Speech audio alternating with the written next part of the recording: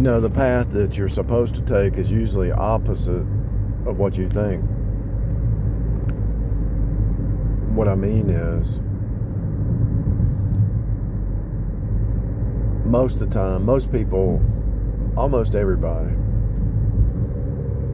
you might get anxious about something, or you might be in a hurry to do something, or you might be thinking this is what you want to do, but when you step back and look at the whole, God is trying to slow you down, God is trying to teach you patience. God is trying to teach you endurance. And when you have to endure under hardship, it builds character. You're trying to get out of a situation or get out of something faster than try to do it fast and get there faster than, trust me, I try to do things as fast as possible, because I know how life hits you. But there's a difference between doing something fast and doing it methodically and to plan it out, I'll give you one example. So on the remodeling, when I go over there, I try to do at least two things each time. And before I even go, I try to pre-plan what I'm going to do. Get the material ready, get the tools I need, get everything lined up best I can. And a lot of times, you don't have everything you need. You got to go to Lowe's or Home Depot to get your stuff. But what I'm saying is, so I picked up some people today from their college. I guess they were going back home. They were on campus going back home. But it's easy to get in a hurry to get that college degree, to invest, to learn investing. It's easy to make mistakes because you're in a hurry,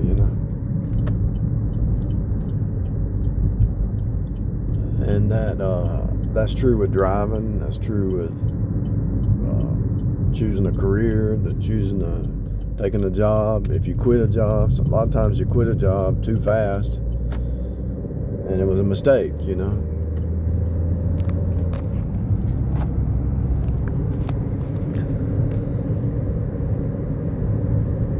I know when I was trying to learn program, I was trying to take shortcuts, but learning programming, you can't take a shortcut. So in December this year, I bought a tablet because I didn't want to watch it on my phone because it was too small.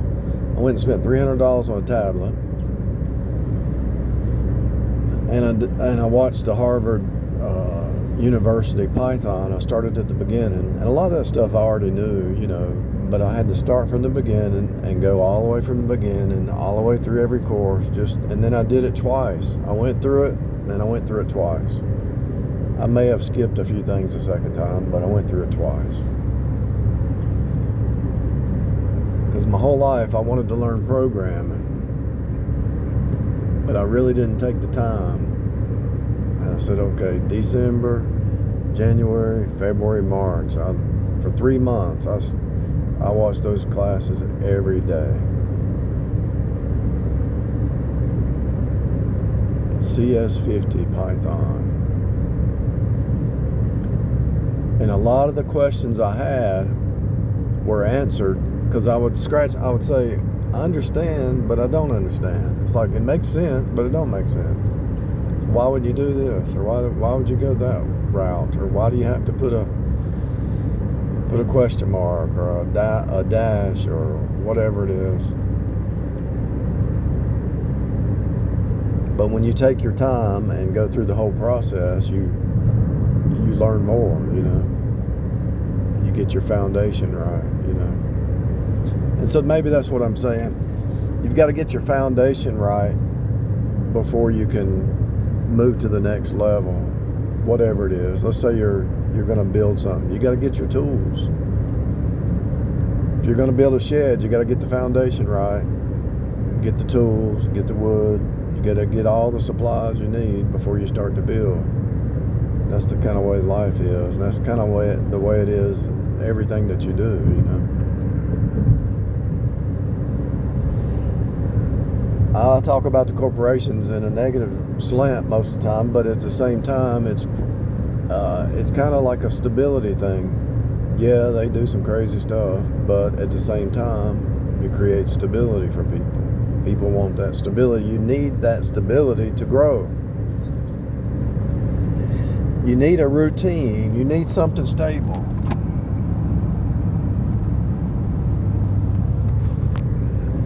And the devil's always trying to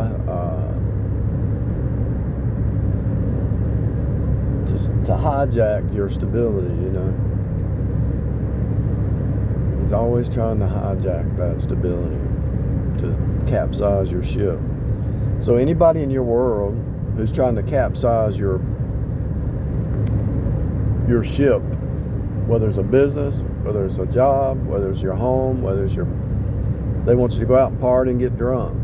What's the chances of you getting in trouble, getting in a fight, falling, breaking an arm, whatever it is? What's the chances if you pretty high? If you're drunk, you're pretty high, you're gonna mess up. The people who want to capsize your ship need to be out of your world, out of your life, out of your eye gate, away from your ear gate. You don't want them in your ear gate, you don't want them in your eye gate, and you definitely don't want them in your memory gate, your mind gate. Just like music, a lot of the music. I've been watching people. I just meditate on stuff a lot, and I watch people who are just playing the music, don't even know what it means, don't even know what it's saying, and it becomes the music becomes their doctrine. They base their life off the music. Doctrine determines behavior. They're listening to these songs about shooting people, and they shoot people. Doctrine determines behavior. And you know it affects them on the highway. Think about people going down the highway, listening to Ozzy Osbourne going down the highway. You know that's going to affect their driving. Crazy.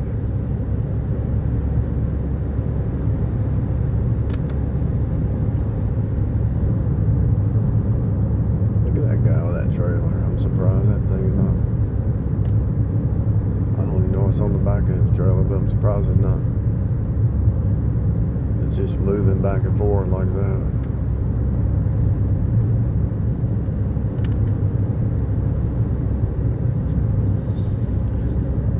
Did I miss the turn? I think I did. We'll see.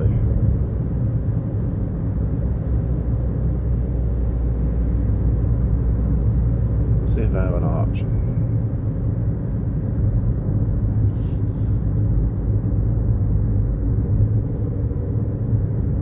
I don't have an option. I turned the GPS off to do this recording. That is hilarious.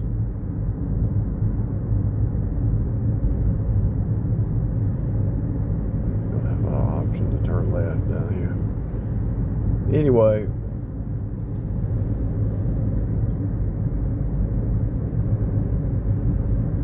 depends on how you were raised and all, but a lot of times the way you want to get it done now, and that's been my whole mindset my whole life. You want it done now, but by taking your time and putting things in order, doing it right, it lasts longer and it works out more efficient, you know.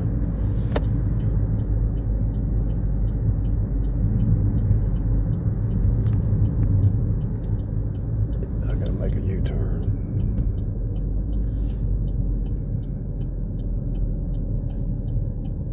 They won't even let you make a U-turn. That's a shame.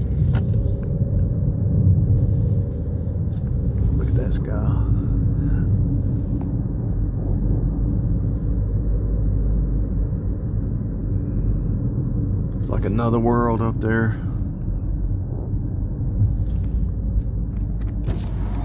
Think about that. You got this earth plane and you got the sky.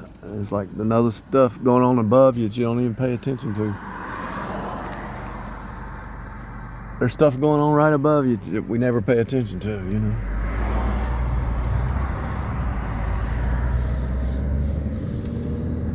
I'm out in the middle of nowhere. The boondocks.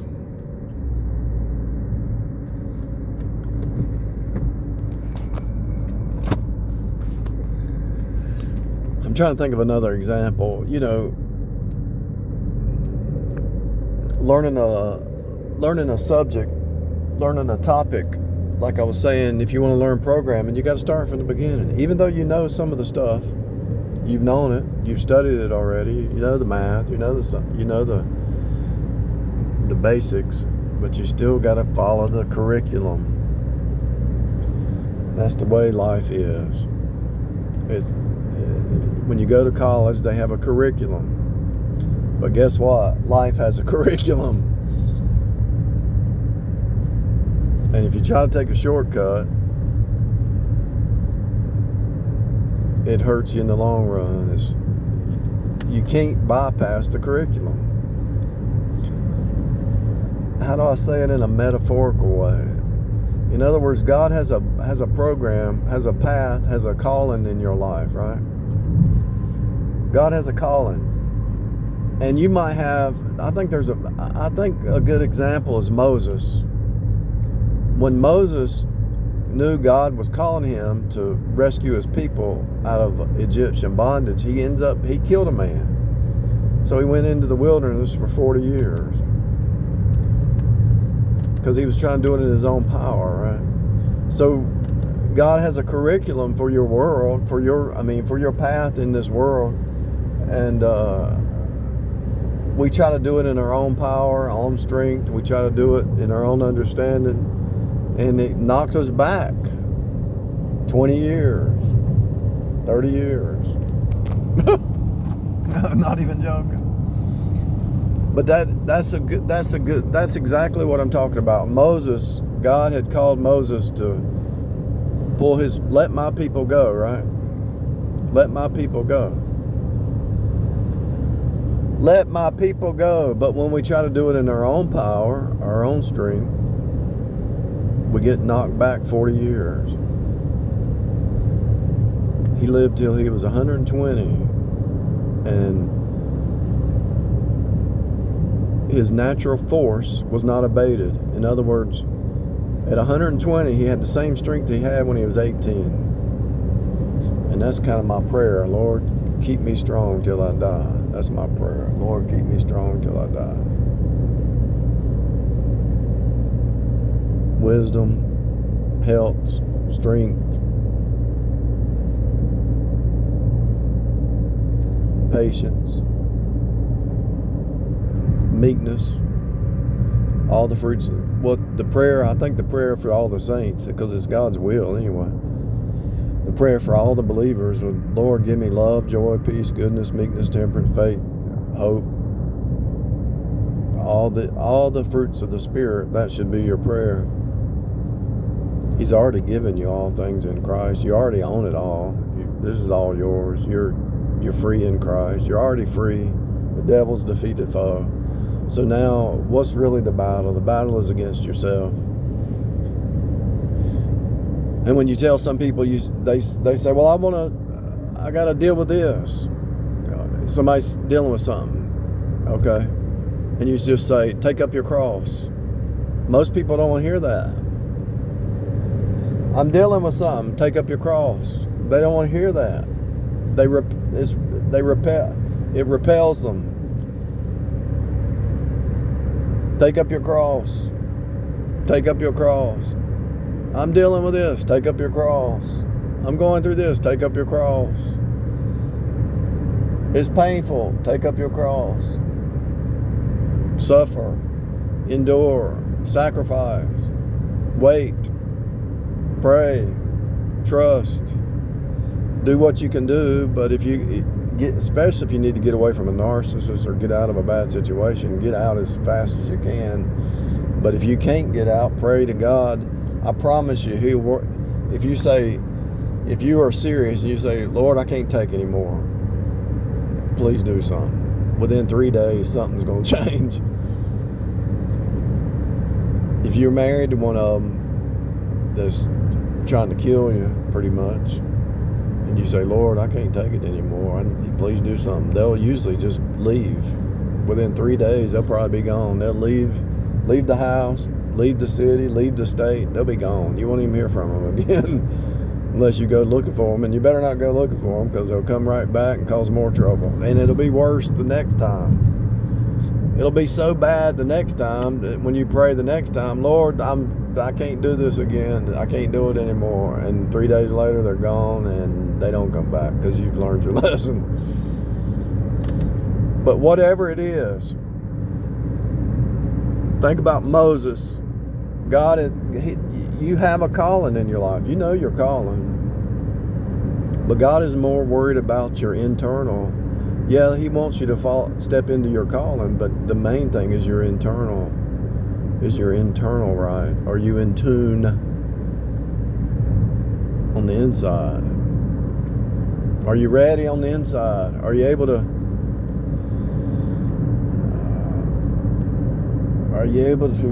handle something and not lose it? Like I gotta go over here and fix something late at night, 11 o'clock at night.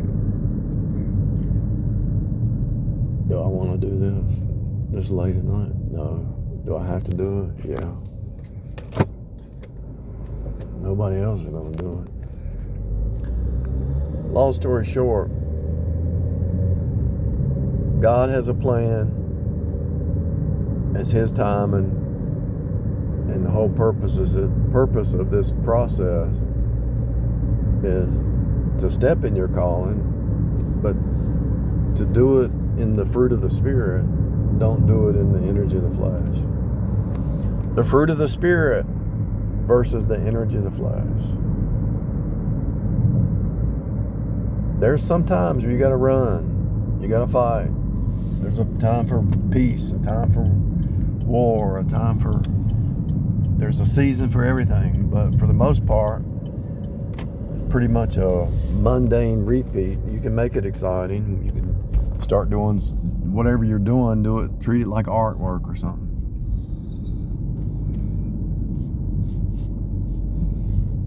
If you're a carpenter, treat it like artwork, you know. If you're whatever your skill is, if you're a programmer, treat it like artwork. You know, a lot of programmers do their code in a way that it's kind of like art, you know.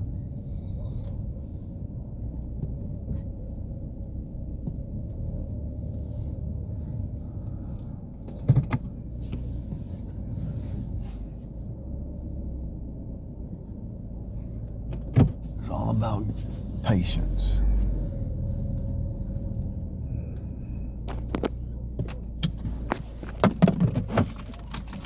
Enduring hardship as a good soldier.